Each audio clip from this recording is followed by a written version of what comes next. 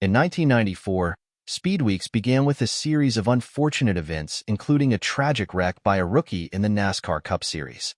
But just who was this NASCAR Series champion, and how would connections in his life relate to future events in Joe Gibbs Racing and the Earnhardt family, including a controversy in 2001? 3, 2, 1.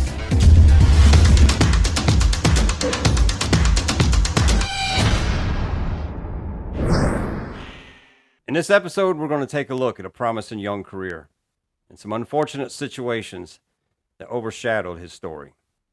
Robbinsville, North Carolina, a small town of under 1,000, had a hometown hero, a name that was in his early stages of living out a dream of competing in NASCAR's highest level. Beginning his racing career on two wheels, racer Rodney Orr first got a taste of competition racing motorcycles, eventually becoming a rider for Honda's Supercross team, in which he found success but also faced various injuries which became a concern for him. Injuries that at one point required stitches and landed him in front of NASCAR commentator Dr. Jerry Punch when he was a practicing physician. A story Dr. Punch shared during a broadcast in 1993. He raced motorcycles, was a Honda factory team driver, 86 national champion in motocross, talking about Rodney Orr. He told me when I met him yesterday, he said, "You don't remember me, but you sewed my knee together one time in Florida about 8 or 9 years ago in the emergency room, and I remember you back when I used to ride motorcycles and you used to play doctor for a living." Looking for a safer form of competition, Rodney made a transition to stock car racing in the late 1980s. Now making his home in Florida, Rodney made Volusia Speedway his home track. It wasn't long before, in 1991, Rodney was setting his goals higher in racing and made the move to the NASCAR Goodies Dash Series, a 4-cylinder series of NASCAR that ran at tracks including Daytona, Hickory, and Myrtle Beach Speedways in 1992. During the 1992 season, Orr competed in all 14 races of the schedule, earning 9 top 10s, finishing 8th in the points on his way to being named most popular driver. 1993 proved to be a more successful year for Orr, as the series grew to 16 races and now included tracks such as Martinsville, Nashville, and Bowman Gray Stadium. During the 1993 campaign, Orr was able to collect 2 wins on his journey to be crowned the 1993 Goodies Dash Series champion, a big feat for the small-town hero with huge aspirations in racing. But even though he had moved to Florida chasing his dreams, he never was far from his beloved Robbinsville. In fact, the town of Robbinsville would become one of his primary backers. At Bobby Brooks' Exxon, a small wooden box was constructed to take donations to help fund Orr's racing, placing the town name on the side of his race cars. In 1994, after achieving success in the Dash Series, Orr was ready to make his next step.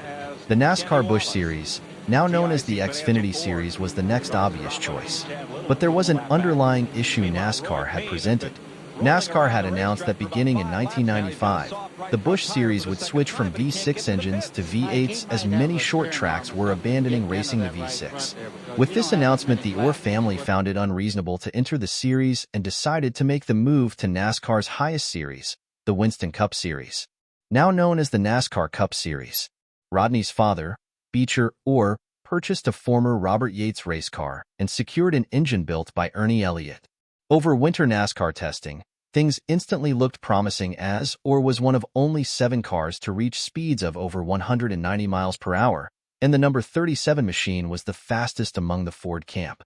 With that, things looked promising for the new team as they entered their first attempt in the Cup Series at the 1994 Daytona 500. As Speedweeks began, it was almost instantly hit with serious consequences. In ARCA qualifying, driver Andy Farr was involved in a violent wreck exiting Turn 4, which punched a hole in the Turn 4 wall and tore out a section of catch fence, a wreck that left Farr with a severely fractured sternum among other injuries. The very next day, NASCAR legend Neil Bonnett, making his return to racing after a few years' absence, was involved in an almost identical incident at the Speedway, an unfortunate accident that claimed the life of one of NASCAR's favorite racers. Andy Farr was in the process of writing a letter to thank Bonnett, who had himself broke his sternum years earlier and helped design a new safety belt which linked the 2 shoulder straps, when he learned of Bonnett's passing. The next Monday, Valentine's Day of 1994, as many drivers and friends made their way to see Bonnett laid to rest, Orr took to the track to make a mock qualifying run. As he entered Turn 2, his car went into a spin, catching the apron. It sent his car airborne, tumbling into the outside wall windshield first. Unfortunately, right at the area where a caution light was positioned, sending the light into the cockpit of the car.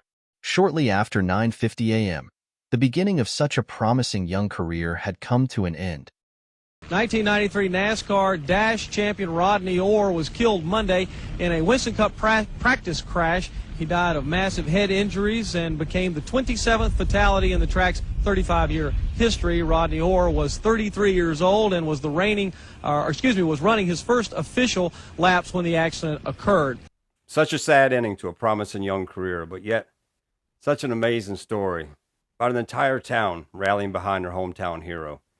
Now with this, you would think that the story would pretty much be coming to an end, but in fact, there was a lot more to it. A whole lot more to it. Now, after the death of Rodney Orr and Neil Bonnett, drivers across the garage area were expressing concerns. But one driver really stood out in front of all the others and addressed his competitors to voice his opinion. I'm tired of losing my friends and my friends getting hurt. I don't know about you guys. I hope you got a lot of consideration for other competitors instead of a lot of balls and no brains. We don't need that in this sport. I've been upside down here at Daytona. I've been upside down at Talladega. And let me tell you, it hurts, okay? These cars just don't drive down the straightaways and flip upside down by themselves. They just don't spin out by themselves.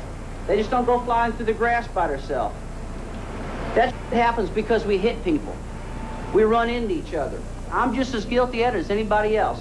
I'm trying to change. Earnhardt, Ernie, myself, Kenny, all of us, we've all done it. Now, one of the other issues that came to the forefront was this was round 2 of the tire wars.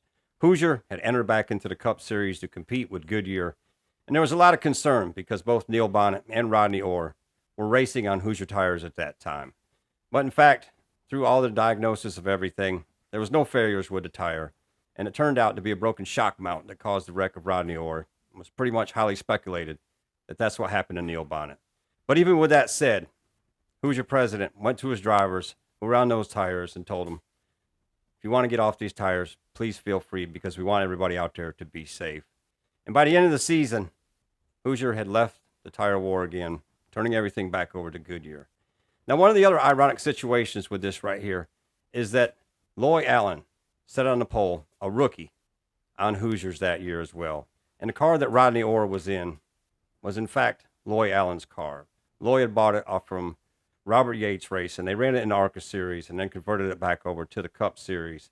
And he ran it 4 times in 1993. And 2 of those races suffered pretty significant damage with the car. There's nothing saying that was any of the aspects that played into Rodney Orr's crash, because obviously it wasn't. But such a history right here. The tires, the cars, and the situation that happened at the end. Now, at the beginning of this, I said how Rodney's life was going to later connect to Joe Gibbs Racing and the Earnhardt family. And the fact is that Kerry Earnhardt was a competitor against Rodney Orr in the Dash Series and was very close to the Orr family and was there to comfort Crystal in many different ways following the death of Rodney. Now, Crystal had a younger brother whose name was Wesley Sherrill. And Wesley took on that strong connection to the Earnhardt family and later joined Dale Earnhardt Jr. over there in his early days of late model racing and continued his way up through various forms of racing. And in 2004, took a job over there at Joe Gibbs Racing, where he went on to become car chief for Denny Hamlin and Kyle Busch, just to name a few of his accomplishments. And this is really neat because this all started out when Wesley over there helping Rodney back in those days. And Wesley continues to share that legacy of those early days of racing. Now, the other connection with the Earnhardt family is very unfortunate in this way. Following the death in 2001 of Dale Earnhardt Sr., there was a website, sleazy website, that was out there trying to obtain the autopsy photos of Dale Earnhardt. And the fact is that prior to this website had shown the autopsy photos of both Rodney Orr and Neil Bonnett. And through an accumulation of all these people, they were able to seal these records, get them off the internet, and secure the legacy of these guys in ways that were pretty much disrespectful and pretty despicable. But in the end, some great racers we lost here. Now I'm going to finish this up here with some tributes that come out to Rodney Orr following this. One of the biggest tributes was that the Daytona Dash Series that year in 1994, where Rodney was in fact the reigning champion, left the pole position open during the opening laps of the race to commemorate their champion and pay tribute to him. And there's been many other tributes across Robbinsville that I'm sure are still there today, as that hometown hero still lives on. That's what I wanted to do here today, was share this man's legacy. Hopefully, open him up to a few people here that have never been aware of him in a situation, and they will continue to follow and look up more things on this guy and his career. And that's what I want to do with these little docu-shorts like here, is just spread the word about some drivers who unfortunately might be forgotten about, gave their life doing what they love, and definitely need to have their legacy honored in so many ways. But anyways, hope you're having a great week out there. And as always, we'll see you at the checkered flag.